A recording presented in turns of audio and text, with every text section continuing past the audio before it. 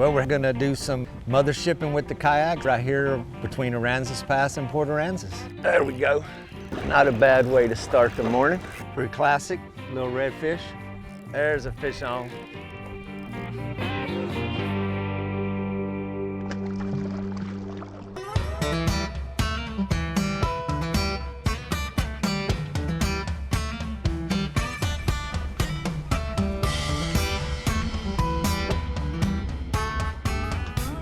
Let's go ahead on and give it a shot. Throw the boats out, explore, make some casts, and then, if you're not feeling it, then move on. It's a matter of searching as the day goes on. Over the years, as kayaking exploded, the launch spots kind of became congested. So I got the idea to put the kayaks on the skiff. It took us to faraway places that we could never reach. Mother shipping the kayaks to the area creates a lot of opportunity. I like to be in my spot as the sun comes up, especially at this time of year. You're trying to beat the heat. But as you take off across the water, you start looking at things. You start scanning the surface. You are looking for signs of life in the water. Fish can be pretty obvious some days. Some days they can be super sneaky. They don't give away a lot of clues, even though it is super shallow. So I'm looking for little swirls, any kind of push, any wake in the water, just any sign of life. There's nothing real obvious, but there's been some baitfish, some mullet jumping, a little bit of action here in front of us. There we go.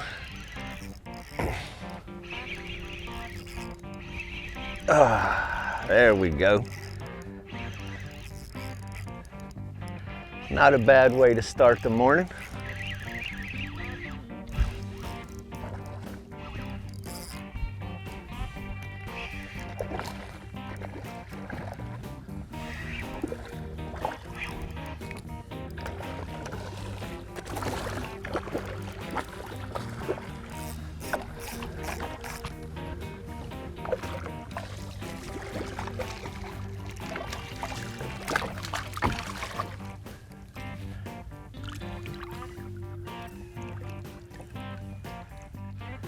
Pretty classic, little redfish. They get a lot bigger, they get a lot smaller. We get a good variety of redfish back here on the flats. And nice way to start the morning though. Topwater action, super shallow, crystal clear water. And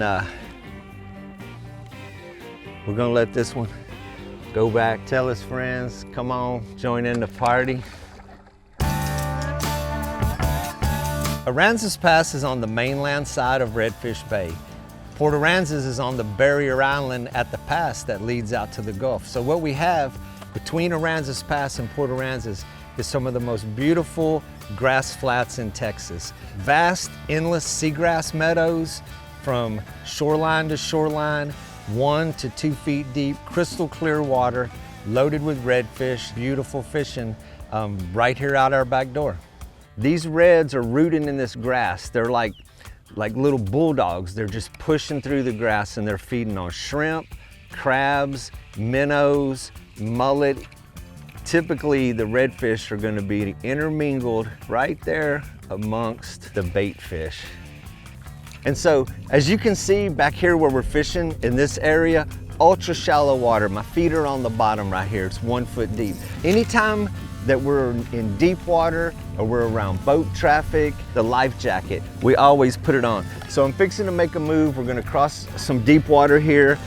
We always put it on for safety, just to make sure.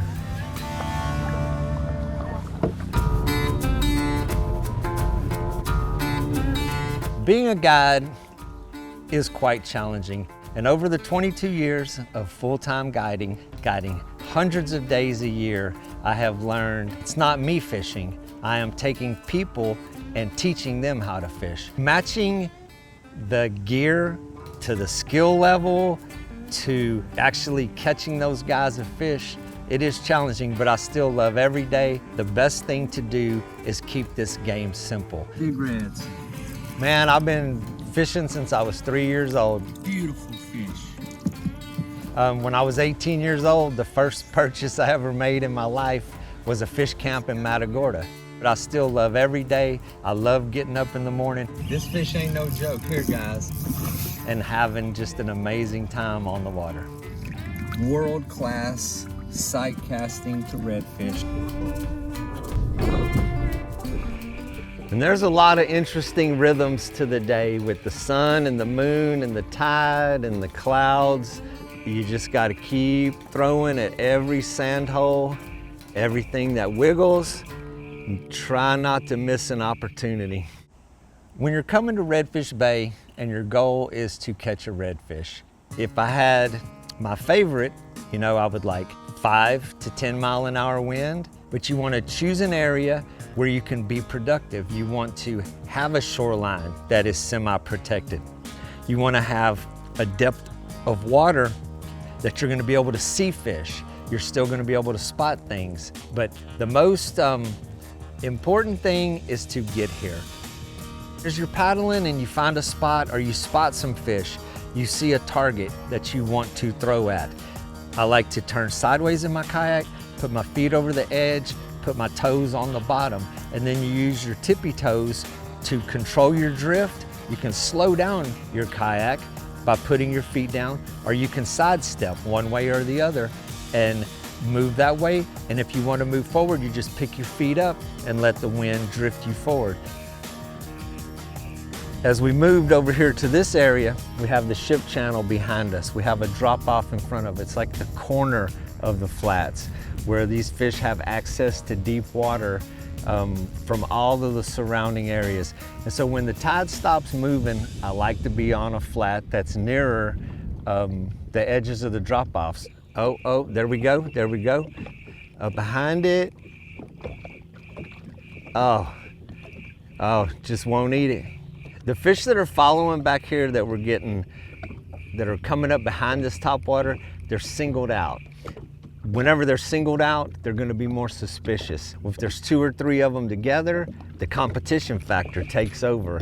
So they get a little more careless. And what I was fishing with today is a relatively light action rod for the fish that we catch on the flats. A spinning reel, 2500 series, spooled with 10-pound line. So accuracy is also important. A 6' 9" medium action rod lets you gauge where your lure is going. And my personal preference on the flats, on the ultra shallow water, is the topwater. The reason the topwater is so effective out there is that we're in shallow water and you're not pulling fish from the depths. It is in their face. I like natural colors. This one is chrome and black, very much like a natural mullet. Mullet are dark on top, bright on the bottom. I remove the trebles and replace it with straight hooks to avoid snagging that floating grass and getting more out of your cast. Secondly, we release a lot of fish. Trebles hook fish in the eyes, they hook them in the gills. You want it to swim away as healthy as possible, and you want it to have the best chance for survival. So single hooks will normally catch them right in the corner of the lip, avoid any other damage. It also hooks less people. Lots safer, avoids snags in the grass, and releases fish very well.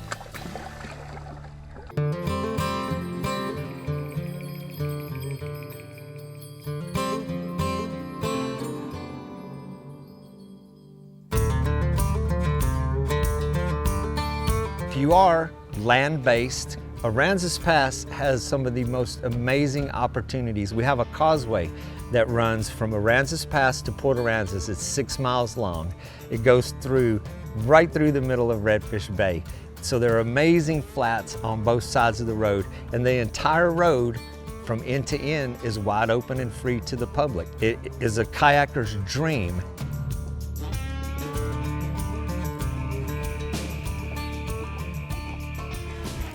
There we go. There's a fish on. Yeah, that's a nice one.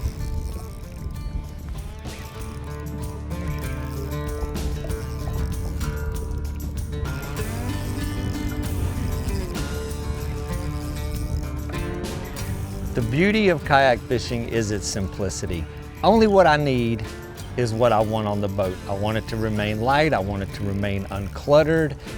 A nice paddle, kayak with a rudder, a couple of rods and reels, drinks, snacks is all you really need to be successful out there. And again, you know, not the biggest representation of the fish that we catch out here, but it is the right species. It's what we're looking for. This guy got a little tangled up, got a fin hook. Right species, like I said, but not the big ones that we're always looking for. But on a tough day, any fish is a good fish.